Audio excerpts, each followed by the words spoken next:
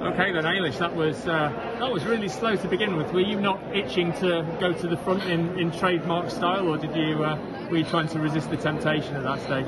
Yeah, I mean, that's definitely a far harder way for me to run. But in all honesty, I feel like I'm trying to claw back fitness now. Like, I've missed a chunk of training.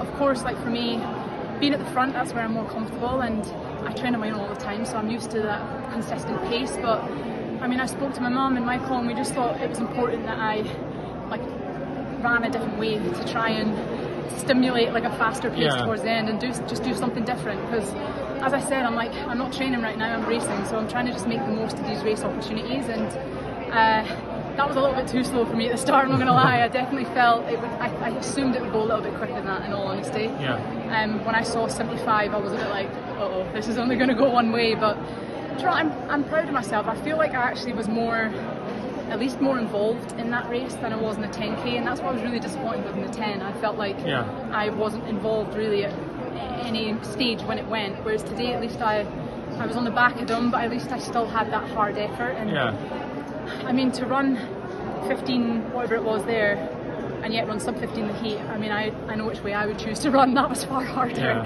and yet a slower time. But yeah, as I said, I think it's important right now that I test my body in that way, and the hamstring was good as well. So like for me, that's another thing to give me a bit of a confidence, knowing that it's not pulling, it's not going to pull. I've had it before, like we know what it is, and so the doctor's confident you can get on top of it before Commonwealth Games. So I have to just trust in that now. What is it? Just like a kind of tightness in your hamstring, or? No, they think it's something nervy. So I had a scan last night.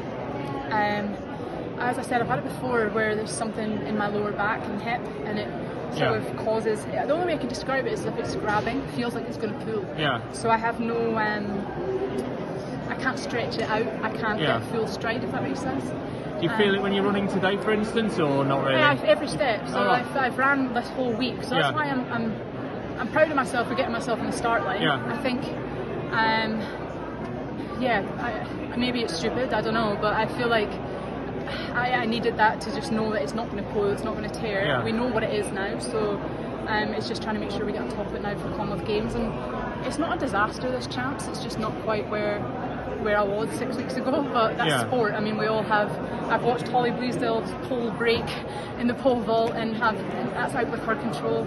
Max Bergen's going around on a little wheelchair. Do you know, these things happen. Well, so runners at your level rarely have everything perfect, don't you? You always got some kind of niggle that you're kind of handling the whole time. Pretty much, that's the life of an elite athlete, and it's nice when you see it all come together, like someone like Jake. Do you know, I mean, he's had a perfect build-up and he's world champion. Like, that's the brilliant side of the sport and the lovely side, but there's, do you know, I mean, there's a whole other side of that too. So it is what it is. I'm here. I'm still improving every year despite the sort of challenges. So yeah, 2 finals. It's really not a disaster, but I know there's more in there. There's more to come. I hope so.